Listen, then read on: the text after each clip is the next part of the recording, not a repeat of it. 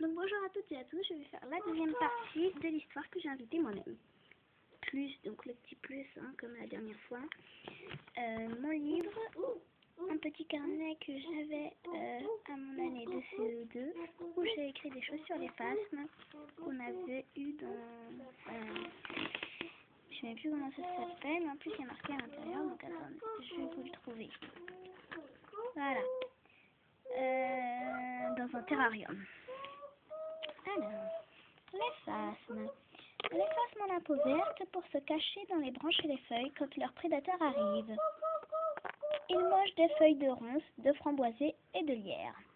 Là on a, par exemple, de framboisier, de lierre et de ronces. Je crois que c'est... Non, de ronces, de framboisier, de lierre. Un truc comme ça. Et là où on a le phasme. Quand les phasmes meurent, leur peau devient marron. La peau des phasmes part car elle est devenue trop petite pour le phasme. Quand ils meurent, ils deviennent raides comme des bâtons.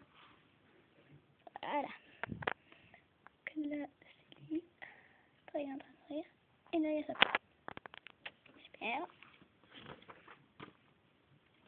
Les phasmes vivent dans la nature et quand on les adopte, on les met dans un terrarium.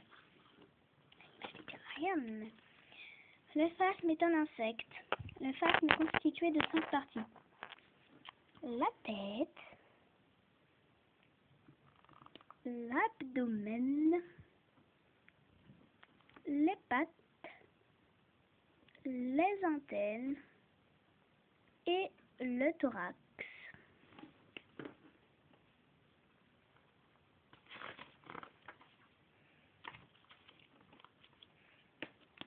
Les phasmes pondent des œufs.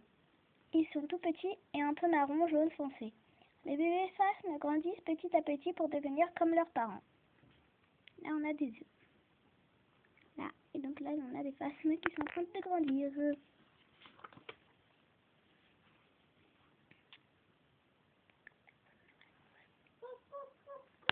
Sortie insecte le vendredi 10 juin 2016. Les insectes ont 6 pattes. La nature est vivante, elle est habitée par des animaux. La ville est vivante, elle est habitée par des humains. Mais elle est aussi polluée. Un insecte. Cui-cui. Super. Grenouille. 1. Numéro 1, il est là. C'est censé être une grenouille. Je sais pas si vous voyez très bien, mais bon. Araignée de mer. 2. Là, c'est censé être ça. Larve de libellule. 3. C'est être ce truc-là. Triton 4. Ça va être ce gros truc géant. Ver de terre 6. 5. Excusez-moi. Là. C'est super beau. Voilà. Ensuite, l'eau polluée n'est pas habitée par des animaux. L'eau pas polluée est habitée par des animaux. Alors, eau polluée. Voilà, la vaisselle, les salles plastiques, les bouteilles, les sandwichs. Eau non polluée, on a tous ces petits insectes. C'est plutôt sympa. Après, bah voilà. Voilà, alors ceci est terminé. Donc on va pouvoir passer à la suite de l'histoire. Je vais vous relire la dernière phrase. On en était. Accueillir des champignons pour leur repas du midi. Elles cueillirent des fraises et des framboises des bois. Elles croisèrent un cougar. Il les attaqua pour voler les saucisses qu'il leur restait. Elles se défendèrent et réussirent à l'effrayer en agitant des branches de sapin qu'elles avaient trouvées derrière elles. Elles continuaient leur chemin et s'arrêtaient au bord d'une rivière pour pêcher et pour se reposer.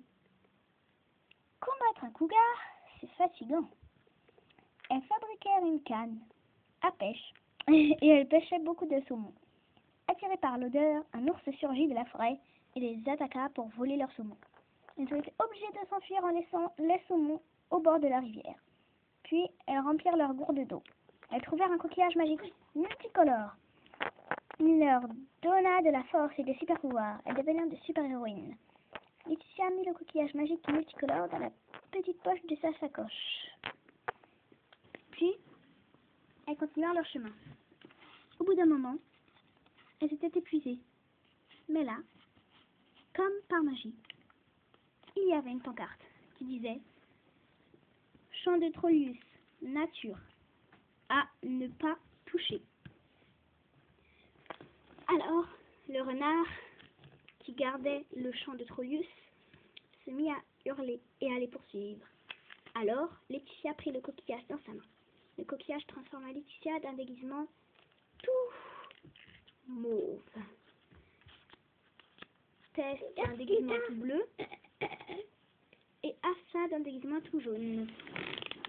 Puis, elles réussirent quand le renard vit qu'elles avaient le coquillage magique, il se dit qu'elles étaient venues grâce au coquillage magique et que comme le coquillage magique était un bon ami, il savait que c'était de bonnes personnes qui n'allaient pas polluer. Alors, il leur laissa prendre une fleur pour leur parfum. Arrivés à Paris, les 3 jeunes amies montrèrent et présenta leur parfum, puis gagnèrent le concours.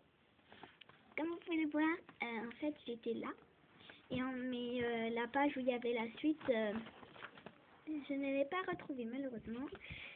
Donc du coup, de ce que je me suis rappelé, ben j'ai fait la fin et puis j'ai rajouté des petits trucs, parce que la fin c'était comme ça. Donc, attends, je te montre après. Donc voilà, allez, on se dit à bientôt pour une nouvelle vidéo.